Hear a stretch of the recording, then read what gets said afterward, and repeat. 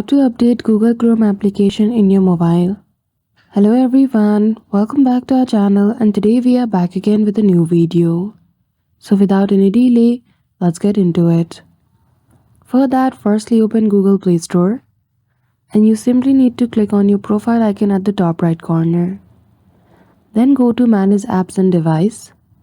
In the update, simply click on See Detail, and as you can see the application which requires to be updated. But there's no option of Google Chrome. It is because there might be not any new availability of update in this app.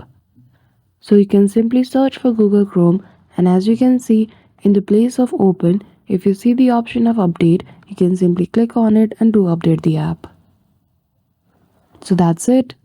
I hope you found this video helpful. If you did, don't forget to give it a thumbs up and subscribe to our channel for such tutorial. Thank you for watching till the end.